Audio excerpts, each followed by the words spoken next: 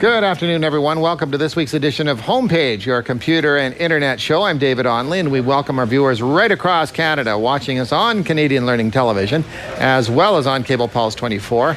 And if you've been amazed at some of the computer animation used in the brand new Star Wars Episode 3, Revenge of the Sith, we're going to show you how it was all done with a locally developed software package by Alias right here in Toronto. The technology has advanced to such a degree that it is hard in different scenes to see what's real and what is computer generated. And here to tell us all about it are Bill Coleman, Director of Global Marketing, and Rob Orman from Alias, the Canadian company that developed the Maya software that made the movie, the believability of it, possible. Guys, great to have you with us. Hey, thanks for having us. It's wonderful. And first of all, congratulations, having seen the movie. And my kids have seen the movie, and most people in North America, I think, have seen the movie. The numbers are incrable. Awesome, worldwide. Awesome special effects. For those that haven't, let's take a look and put it up on the full screen for the viewers at home. So here you go. Here's the movie.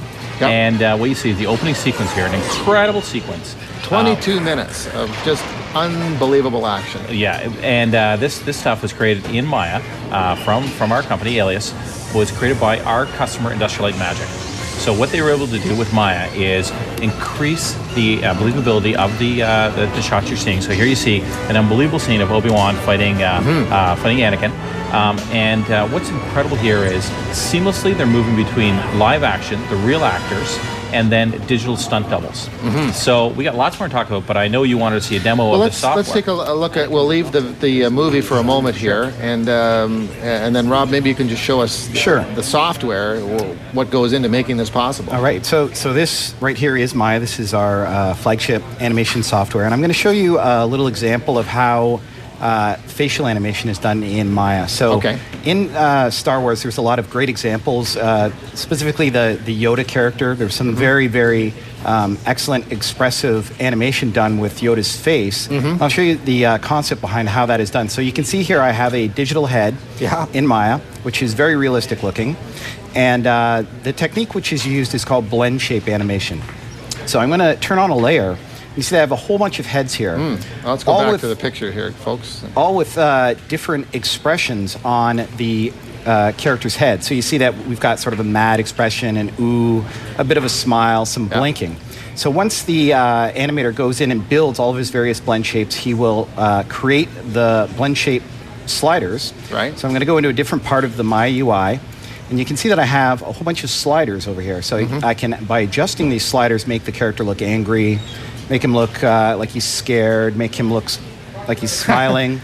I can blink his eyes, and you'll see that in this case I have around 35 sliders. I can even control his mouth to do lip sync animation, so I can do the ooh or the ah type of effect. And with all of these various sliders, you can basically build up this very expressive resulting animation, which you would see with something like the Yoda character. And I have a bit of sort of pre-done animation here where he's kind of smiling, and then he goes into a bit of a surprised look. So you can just sort of get the idea of just by mixing and matching these sliders and animating them, you can get a very, very realistic look using Maya. That really is something else. Now, I mean, you know, we just take it for granted that we see all these shifts and shapes and everything, Bill, but I mean, the amount of work that went in to write the code to produce all of that, just that part. Well, it is an amazing Canadian success story. You know, what you have is a great company in Canada exporting this technology around the world. And, you know, if you want to go back again, we've got some more B-roll we brought along from Industrial Light and Magic, because we always have to compliment our customers. Because it's our customers, they're doing the great work. You give them the tools. We go back to the movie here, and we're picking it up again at the Starfighter, the X-Wing fighter sequence. Sure. So we give them the tools, and then really it's about the director. So George Lucas, an incredible imagination. He's created a great story here. And what he's able to do with Maya is advance the art of filmmaking. So pull people more on the screen. So whether it is, again, the fantastic battle sequences with the ships, or again, these some of these scenes here. When you see this right now, what are you seeing, or Rob, what are you seeing, if you will, technologically in your mind? Can you separate yourself? And I actually sometimes find I have to go see movies a couple times. Like I did the first pass, I'm just looking for visual effects, and the next time I'm sort of just enjoying the story. So, yeah, when you're involved in the industry, you tend to sort of really try to pick stuff out. But these days, it's getting very difficult to do. Because in the original Star Wars, or when the first time that Yoda Use a lot of appeared, miniatures and so on. Oh, yeah, sure. a character, but in this particular instance, you're able to create things in a way that George Lucas could have only dreamed about when the first Star Wars came out. Well, that's right. I mean, I think the original Yoda character, which was a puppet created by and voiced by Frank Oz, was amazing. I mean, I remember watching that as a kid and totally being sucked on the screen. But what George is able to do now is have Yoda fight people, move around in 3D, walk. People were so concerned in episode 2 that he was actually going to be Cheeseball, and he was amazing, right? And you think in this scene, in this movie again, where he ends up, 2 of the droids are coming behind to try and kill him. He jumps up and decapitates them both very quickly. It's a scene when I was watching it over at the theater where the crowd basically clapped, like they were clapping for Yoda. You know? Yes, that was.